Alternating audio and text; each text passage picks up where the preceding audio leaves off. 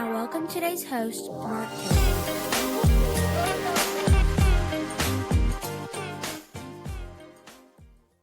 All right, welcome to another episode of the Seeking the City podcast. I'm here with Mama Neal, as most people know her. But what is your official name? Coby, C-O-B-Y. Miss Coby. And actually, you've got some kicks on today, some Nikes, and they were purple and gold. And I said, I know that's not for LSU to honor me from being from Louisiana, but it's for what? It's the color of my nonprofit, Don't Neal, and the colors actually came from the Lakers. From the Lakers. And so Coby is your name. We know favorite players for the Lakers, so I like that connection. Well, thank you for being here, and you actually have a guest that came with you today, and we've had some time just to get to know each other a little bit better over lunch. But originally how we met was I was traveling in Atlanta, saw you on a Sunday morning on my way somewhere, and somebody that we've come to know, two of us, Mr. Josh Powell, two-time champion for the Lakers, back in 2009, 2010, who played with Kobe Bryant. Yes. What an honor there. But he was actually donating some basketball to your organization for a basketball camp that you did. So yes, he was. Tell us about you and about your organization, and how did you come to do the good work you're doing. And then definitely we want to get into that basketball camp, because I know that is not only something that the kids look forward to, but it sounds like it's about to start growing too. Yes, sir. All right. Yes. Well, my name is Coby, last name Canty, C-A-N-T-Y. I have come to be known by Mama Neal, which is the last name of my son that passed away. I do have an organization called Don't Neal Inc., and that is changing the Neal of normal people in extraordinary circumstances. So that goes for any and everybody, changing the Neal of normal people in extraordinary circumstances. And that came out of a circumstance. It was painful, right? It was a tragedy for you.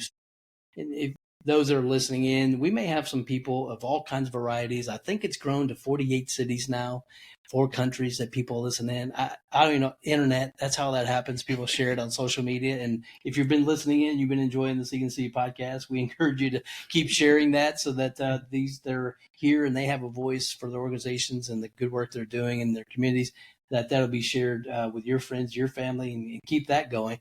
But with that, you were sharing me when we first met that your son had an experience on his own, and out of that came this great organization. So if you will, whatever you feel comfortable with sharing, again, those that are listening may be inspired, may be encouraged, maybe they see themselves in this, or they know somebody that they're connected with that has experienced the same thing. So thank you again for being here to share your story. But tell us about that. How did that come about?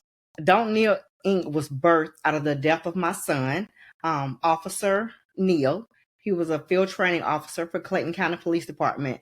And sadly, he took his own life due to not being able to handle stress, negativity, just had a panic attack. Mm-hmm. So he was a normal person. No mental illness, no TD, no ADHD, nothing. Just had a panic attack. So I just wanted us to just, by his last name being Neal, I just wanted nobody else to have to kneel. Nobody else to have to go through anything that was that tragic. So I decided not to die with my son. I started to don't kneel. Don't kneel to anything negative in life. I took that pain and I made it a purpose. Yeah. So it pushed me. Yeah. You know, when it first happened, I didn't want anyone else to lose a child. I didn't want anybody else to experience that pain, because I felt like it was enough pain just for me. Yes, like I took on the pain for everybody. And then after that, when somebody else would tell me that they had to bury a child, no, I took care of that pain for you. I wanted to take the pain for everybody. Yeah. So I took that and I made my pain my purpose. So it pushes me. It keeps me alive. It keeps me motivated, and it keeps me going. So through that, I've become a grief coach, life experience coach, mindfulness coach. So I just try to take as many classes and certifications that I can that allow me to pour myself into others. Wow. Because in this day and time, we have too many parents that are burying kids. And I didn't find that anywhere in the Bible, but it's happening.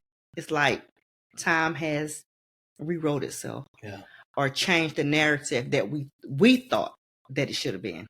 Yeah. We think that we're supposed to bury our parents. Yeah. But now, as we see every day, parents are burying their kids. And so he had gone through something personally that brought him to the place where he thought that was the best choice. Is that what you're saying? Yes. At that time. Right. So he was hurt. He didn't know how to reach out to anybody. Okay. And everything happened like all of a sudden. So it was no time for him to think or reach out. So he panicked and took his own life. So for somebody that normal and that well put together to do that, it can happen to anybody. I agree with that. And he had accolades. I mean, he was good at his job as a police officer. Yes. Well respected. People, I think you'd said, would call on him to request him, particularly just because of who he is, his character, his integrity, and to just, they knew that he not only could get the job done, but there was something about him that drew people to him, right? Yes, he was a very respectful young man. He followed instructions. He did what everybody wanted him to do. And after his passing, I was able to go through his items. And I just found all these accolades that people had written about him from Clayton County Police Department. They had wrote it to like the chief and was saying this officer was great at this. And then I ran across a lot of accolades that he had from a lady that's a Clayton County school employee. Her name is Miss Shakira Rice. And she would always have him working with her at the school, doing food drive, food boxes, directing traffic. So he was supposed to be there for one thing, but he would end up just helping her a lot. And I end up linking up with her, and she's the one actually that had me volunteering into the school system. So that's how I became a part of the Clayton County school system, because all I want to do is just help. I want to help everybody child that I can. And so well respected, but behind the scenes, just like many of us, we're dealing with something, but we don't let other people know, or he didn't know how to deal with it and make it be known. Is that maybe fair to say? Yeah. So I'm thinking him reaching out to me at that time in his life, I gathered that he thought he would have been disappointing me. Okay. I'm your son that graduated high school. I went to the Navy. I came out. I became a police officer. I'm just doing so well. I do not want to tell my mom that I have somebody looking at me in a negative way.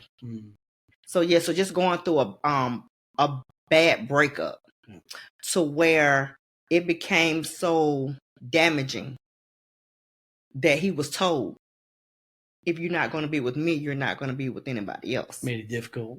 Yeah. Yes. So him being able to express that or discuss that with anyone, it happened so soon and so sudden. He didn't know how to say, hey, Mom, I'm having this problem, in this relationship, and I don't know how to get out of it. Yeah. Yeah, I think I shared with you that I had an older gentleman had shared one time, and I heard him speaking to a lot of students, and he said that you realize that a lot of people, when they maybe take their own life that way and they think that's the best way out at that point, that there's sometimes they feel like they have more to live with than to live for. And that's always stayed with me. I know somebody right now that actually their girlfriend broke up with them, and they're at 16, and that's tough because it's the first time it's like first love, and just didn't know how to deal with those emotions. But, I'm thankful that I think that person realized they have a good support system around them, loving people around them.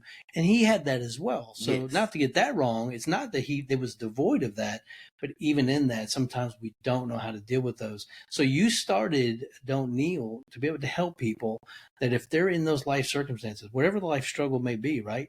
If it seems overwhelming, if it seems too difficult to deal with, there is no way out. I don't see an end to this, a positive result coming out of this. That's part of what you do. So is there any programs or is it anything particular that you're doing to serve your communities to say, hey, I'm looking at all kinds of different people. And so we were talking about Clayton County. That's south of Atlanta for those that may be listening in from other places, just to give them context. But what are some of the good things you get to do to help serve your neighbors right now that could eliminate some of that feeling and they feel cared for, they feel supported? My organization is actually accessible 24 hours a day. So 3:00 in the morning, you can call and get assistance. And what I'm going to do is I'm not going to come to you from a standpoint of talk to a therapist, get you a counselor. We will get there. But I'm going to talk to you as a person, a one-on-one person, not like you're a machine or a robot. I'm not going to give you anything that's scripted out of a book. I'm going to talk to you. Okay, I understand. I've been there, or I know someone. If you call me, you're a single mom, and I just don't know how to make it. I don't know how to make it. I just don't know what I'm going to do with these kids. Their dads are not here. I'm going to talk to you, and I'm going to link you up with someone else in that exact same situation so that you can see that there's a way out. You can see how they made it. So I'm going to put you with the light situational type of person so you can see, oh, I was on drugs for these many years. I can't get off. I'm going to put you with somebody else that was a previous drug addict that came off and doing well. Right. You know, and then for my uniform personnel, I'm going to put you in touch with someone that another uniform personnel to know. Just because you have on a police uniform, you're a first responder, firefighter, elected official, we're going to put you in touch with somebody of that caliber to know, hey, there's a way out. Just because. All your neighbors. Right. Because you are human. At the end of the day, we all have blood. So no office hours. I'll work with anybody. I'll help anybody. We don't discriminate. Mama Neal, that's uncommon. That's not common. So do you ever get that question and people ask you, like, why do you do this? Like, you could just live for you. You could just be in your own pain now after that experience. You could just be in mourning and grief, and you could just kind of live out, and you could have all kind of excuses to not go forward in life and to be productive or anything else. But why? And or definitely not focus on anybody else's problems. So what drives you to do that? My son, just me doing this is keeping him alive within me. So when I leave here, it's going to be a legacy. Not the legacy of mine, but she did all of this for her son. Right. Because he will not die. He will not die. So there was purpose in this pain, is what I think you said before. Yes, right? There is. There is purpose in my pain. And it pushes me. Because I don't want anybody to ever feel like there's nothing that they can't overcome or get out of. Come on. I mean, even if you're somebody and you did the unthinkable and you're incarcerated and you know you're going to be there, be the best incarcerated person you can be. Wow. Have the best made bed, do your chores the best, minister into other inmates. We have to have jails. That's just society. Right. And if you're not able to be rehabilitated to be back into society, then be the best person that you can be behind those walls. Live on purpose. Or live for a different purpose. Maybe that what you got you. If you wake up, you have a purpose. Yeah, no, I agree with that. If you wake up, you're still here and breathing. There's a reason, right? Yes. So, and it bothers me that people will wake up and do nothing. Have no purpose, no reason to be up. You're just here. You're just breathing. Yeah. If you're breathing, you have a purpose. Wow.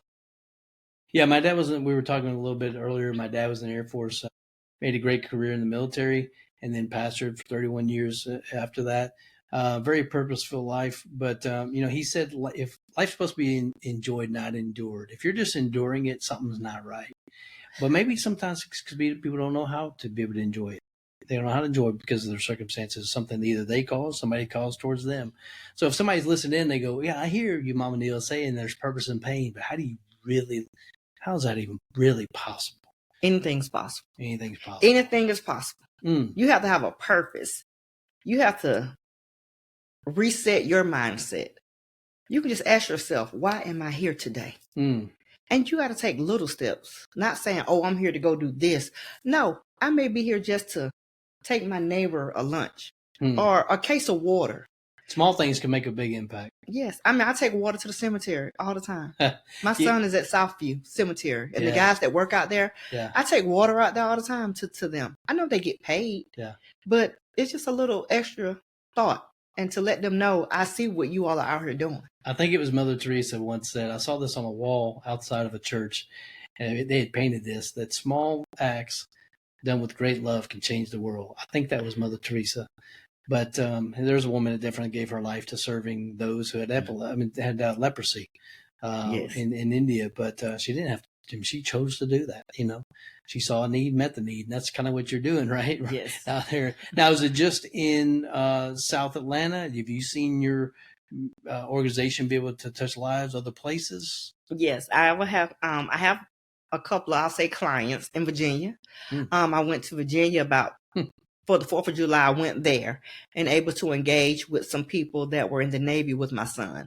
So I was able to engage, pour into them. They poured back into me. So I was able to network, leave some merchandise there for Don't Neal so that we'll have a little click up there.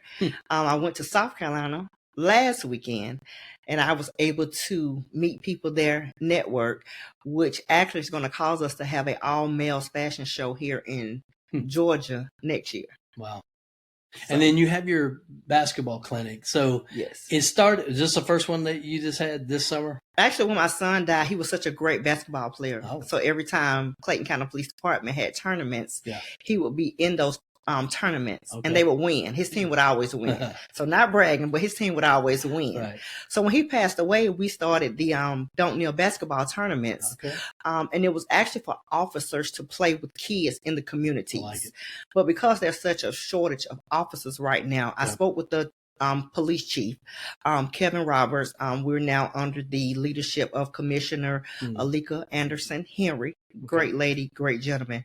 And we just decided to have a basketball camp just for the kids. So this was the first year of that particular that part of it, of the basketball just for camp. The kids. Yeah, and they got free. Every player got a basketball. Thanks of their to own, Josh Powell. Josh Powell was a former NBA player with the Lakers, and he played with some other teams too. Yep. But of course, the Lakers. He played with Kobe Bryant. He actually 20-year history, I think. Right. Right. And he actually brought Kobe Bryant to Riverdale High School at one point, and he was a Clayton County student as well. Wow. So I was able to reach out to him. He has a nonprofit called 21 Reasons, and it's on IG. Yep. And I reached out to him, and to my surprise, I received a call back. And I was able to meet him and pick up basketballs where I actually met you in a parking lot of a Starbucks. God brought us together. It was not a chance. It was God, I think, a divine appointment. And I know Josh knows about our podcast, the CNC podcast. So Josh, if you're listening, you connected us, and thank you for doing that. Yes, and it was that small act that actually brought us together. So he didn't know that was on his calendar for today. No. So the 21 Reasons is his nonprofit. He goes out. If you follow him on IG, you'll see all the things that he's always giving back. And so I do want to find ways to actually assist and help him and give back to his. Yeah, and we'll put a link to his organization as well in the show notes. That's a good idea. Yes, but every young man that came to that basketball camp was able to get a free basketball. They were able to get a Don't Neal t-shirt. They were able to get an armband that has Don't Neal on it, and it also has the phone number to Don't Neal. So if they're ever in a situation of just having a doubt, or just need somebody to talk, they may just need a mentor. They can always call me, and I can link them up with someone. You know, I've Derek Bozeman, oh my God, great fellow. He does everything in the community. He does a lot, and just being able to work with him and to use his resources to help me has been phenomenal. You know, young men, just teaching them how to tie ties. They came out with me and assisted me with that program. And they just have a lot of programs under West Care of Georgia. So Derek Bozeman is phenomenal in being a network for me to be able to West help Care others. Youth Academy. Yeah. Yes. And we've got one right here in Carrollton, Georgia, we discovered. So we're going to be trying to get tied into them with Seeing the City and see how we can partner together. So thank you for telling us about them. And I'd heard about them, but I'd never been able to really get to know and do any good work with them. So see what we can do to give them visibility and expand what they're trying to do here with those young men as well. So thank you for connecting us with that. Well, I think that now the basketball camp, though, became so popular. This one, they want you to do not just one a year, but they want me to do one for the whole summer. Because I just tried it out this time, and I did it for 4 days. And I started out with maybe 8 kids. And by the end of the camp, I had like 15 kids that were coming, and they were just coming. And I was like, no, you got to have a permission slip. So I didn't want to turn anybody away, and I didn't. I just had them to call their parents, and then they would text me over authorization that they could be there and that they could eat. You know, some that couldn't pay, I had sponsors to pay for kids to actually be there. So it was a great turnout. So I've already spoken with one of the school board commissioners. So we're going to try to go ahead and put that on for the whole summer of next year. Now, I know that it came out of tragedy with your son, but it became something that has become beautiful. And the Bible talks about how we can go from ashes to beauty. And I know that your faith may have a part of this, right? That drives some of this. Like, how would you know how to care? How would you know how to love? How would you know how to show some grace and mercy and compassion? How has your faith at all ever played a part of this as far as what you do, how you live out your daily life? I think you have to just live and look, and you have to believe, and you have to know that things just don't happen by chance. And you could be somebody that grew up in a church, or you could be somebody that didn't grow up in a church. But you have to see that those trees just did not appear. The grass did not just appear. There's a reason behind everything. You know, even though we may get angry sometime and wonder why did this happen or how did it happen, you know, sooner or later you're going to go back to the beginning. And you're going to know that these things happen for a reason. I'm here for a reason. I was created in his image. So what we're doing is in his image. So helping others, that's me, my creation of his image. Just for me to pour myself into others. You know, I've had pain. Of course, you want to ask why? Why not? Or ask what? Like what is all this for? Yeah, that's good. And so, wow, that's powerful. But now you had said something before that why keep watering the tree? What was it? So you had asked me a question as to when I have adversity with this nonprofit, how do I deal with it? So dealing with adversity. How do you not grow weary in doing good? Right. And there are people that could be challenging that you work with who don't really, like they want help, but they don't really want to help themselves. Is that what you were saying? Yep. Okay. So what happens is if you have a flower and you keep watering the flower, it's dead. It's not going to grow. So stop watering something that's dead. Wow. So you have to know when it's dead. That's wisdom right there. Yeah. So you have to know when it's dead. You have to stop watering. And for me, it's hard. It's kind of hard because I had to teach myself this year how to say no. And I wasn't used to saying no. But when it's draining to you and you see it just not going to work, then you have to say no. And you have to stop watering that flower that's not growing. Wow. That's good. Wow. And so I know that maybe Proverbs 3, 5, and 6, that's probably one of your favorite verses, right? Do not lean on your own understanding. Do not lean to your own understanding because you will go crazy. So, but there may be people in our churches. We work with a lot of churches and we try to inspire and mobilize them for a gospel missionary movement to identify people and places where Jesus and the churches need him most in West Georgia. And in doing so, but there may be people, sometimes they look like they got it all together. Everything's good. But internally, they may know when they lay their head down, it's just them and the truth at night. They may be in a lot of pain, a lot of hurt, a lot of hopelessness. So there are people you think probably sitting in our churches listening into this even right now, or the people listening may know someone like this, that we as churches, how can churches be mindful of the people in their own congregation? How can they really care for them if they don't know about it? How can they encourage people to let it be known, to know and be known? So for me, it's seeking out that person that doesn't look like they're going through anything. The happiest person in church, the one with the biggest smile, the one with all the greetings and the accolades going on. That's the person that's probably going through the deepest time, and you would never know because they don't look like what they're going through. So if I was in a church and I saw that person, or in the church, I would always reach out to that person. How are you doing today? They're going to say, "Oh, I'm fine." No. How are you really doing? How are you doing? You know, how are you handling that? Like I have people, I had a therapist, and after my son died, I did get a therapist. And he said, every time I call you, I'm supposed to be providing you with therapy, but you provide me with therapy. So we're here to help somebody. So just reach. And I think when you're in a church, somebody in that church has a discerning heart. So where you will be guided to that person that you're supposed to help. And you were encouraging pastors and leaders should be discerning, be able to, well, I think it's important. I work with a lot of churches in different ways. And I think that sometimes when you're working with churches, and even myself, I can get caught up in the daily ministry maintenance, the maintaining the ministry operations without forgetting this is about people. This is about the people we're serving, we're ministering to. And it's and so if you don't know, if your church is not well connected, small groups, personally, if they don't have a way to have somebody to reach out to, pastoral staff's not accessible, whatever it may be, people could become isolated. So if you start realizing in churches that people are starting to be isolated and you don't see somebody for a couple of weeks, you may want to check in on them. People don't need to fall through the cracks. They're family. Right. And I think that's what happens. That's where when people are not known, they either let themselves be known and or they don't want to be known, or you haven't intentionally tried to get to know people. And so you've got to know the people in your congregations, because there are people that are maybe struggling, and you want to help those kind of people. And I do too. We try to always end with being able to brag on God. And so we call this segment, That's So God, That's So Good. What would be a God moment that you could share with somebody that could be inspirational and encouraging to them? What's something you've experienced personally with God? So with me, my God moment would be, I didn't die with my son. He left me here. Mm. So that's so God that I'm still here. Yeah. And then I have a God moment that I had recently. That's so God to put me in touch with Pastor Taylor. I met another Pastor Taylor. Miss A. Taylor. She has a Hope Christian Academy in Jonesboro.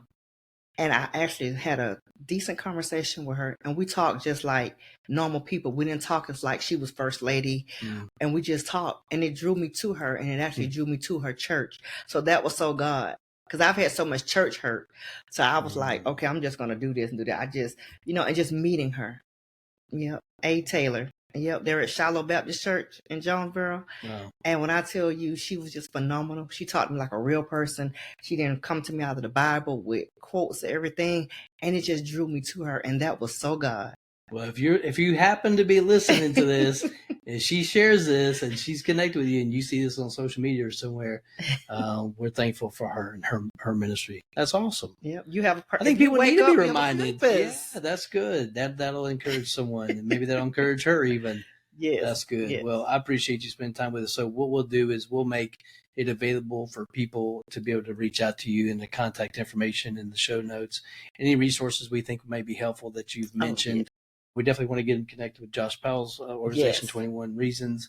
And so, wow, this has been a great conversation. This is going to help a lot of people. No, but thank you for reaching out to me. I look forward to collaborating with you. There's some things that we're going to maybe do in the future together around basketball. And we're actually looking to do our first West Georgia outdoor 3-on-3 basketball tournament as a fundraiser for Seeking City. And then we'll be able to bless some other organizations.